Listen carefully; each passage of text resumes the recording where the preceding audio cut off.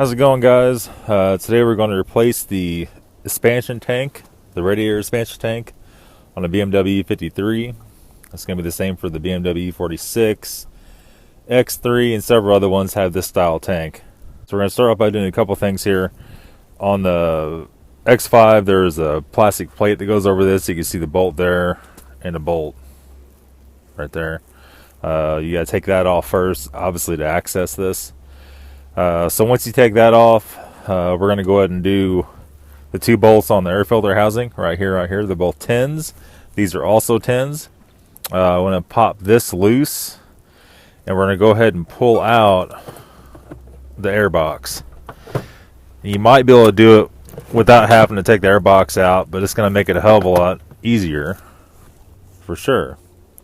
So at this point, you can see down here what's going on. At this point, we're probably gonna have to go ahead and take off this guy here to make it a little easier on yourself. As you can see, the throttle body rubber boot has a little box coming out that sits against that box. You can fish it out of there. It's gonna be kind of a pain in the ass. We'll go ahead and pull it out because we're gonna have to get down to the bottom of this. And how these are set up on the 3 Series and these X5s is on the bottom they have a little clip, and it has an O-ring in here and it has an O-ring in there, and that sits down on top of this little it's like a hose fitting, and that just distributes the coolant to the motor, to the heater core. So right now this car is dripping slightly out of this one, or this one is probably this one. And we just need to go ahead and replace it. I've already cleaned the seals. I did not fix it. And what happens a lot of times is little rubber O-rings, after some time, they get flattened out and they don't seal as good. This car does have 180,000 miles on it, so it's long overdue. So to get this guy here out, we're going to go ahead and pull the clamp right here. We'll go and take the front hose clamp off, and we'll separate it, unplug the mass airflow, and pull the whole thing out. Okay, guys, so it looks like this. And when you do the clamp, you want to make sure not to pull on the lower boot. You don't want to pull it off the throttle body. And we'll go ahead and slip this up and out of the way. And you can see this car's running the oil catch can. You can see it's not quite halfway full of just pure water, and that's condensation. So we'll go ahead and drain that in this video too. So next, we're going to go ahead and pop this hose loose. We'll go up here at this clamp, and we're just going to pry up on it a little bit until it clicks up. And once it's in the up position, it looks like that. And that's going to enable us to go ahead and pull it off. Let's see if I can do it one-handed here. I've just had these off not long ago, so it should come off with there pretty easy. Nope, let me go ahead and pull it off of there. And a lot of times what I'll do, I'll wiggle it.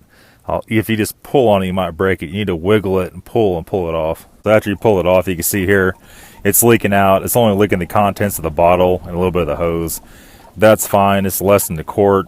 We're outside. We'll go just let it drain on the ground, and we're going to top it off with pure antifreeze since it's really cold outside.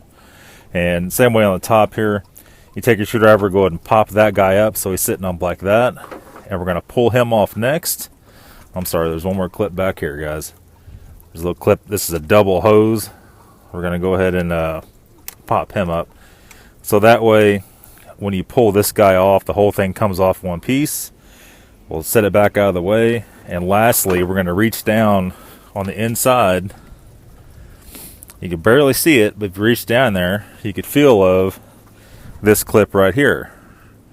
And this clip's the same way. He slides out. So we're going to slip him completely out. And then we're going to pull this tank up and out of there.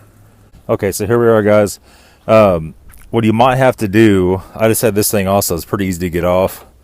You might take a screwdriver, and you might have to pry it just ever so freaking gently. If you do it too hard, it's going to snap it. And pry down there and just work that off of there if it's stuck on there. Sometimes they are, sometimes they're not.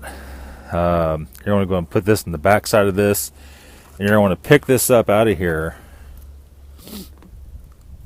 And it's going to be stuck on there a little bit. There we go. And it's going to come out like this. And you can see on the bottom here the old O-rings and stuff. So we're just going to go ahead and replace it. As you know, before we do, we'll go ahead and take a rag. We'll wipe out the O-rings. We'll wipe off, even though they're new, we'll go and wipe off those, a little bit of WD-40. And we'll go ahead and lock it all back in there. So there's one more important thing. The clip on the bottom here, you can see it. The big clip. Before you put this in, it has to be installed. Now the small hole, there's no clip. You can see it's just all smooth. So this thing's ready to go. It's wiped off. We're gonna go ahead and lock it back down on here. And on this car, this one doesn't have the sensor. Another one, it may or may not. I don't think it did. Let's go ahead and take a look here. Yeah.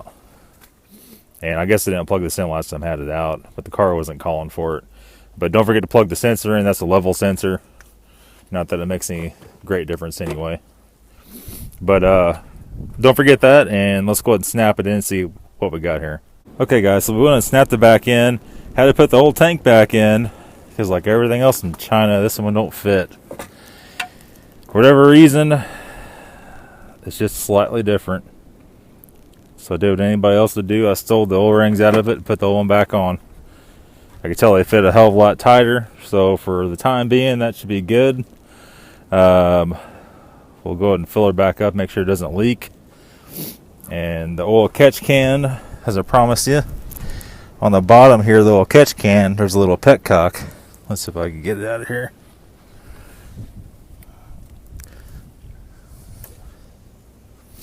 And you just loosen it up and you drain all the water out of it. You can see the water mark is up to right there. So when I take this out,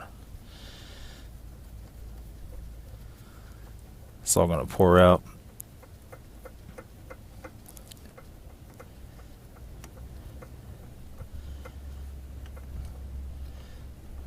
Okay. And there it goes.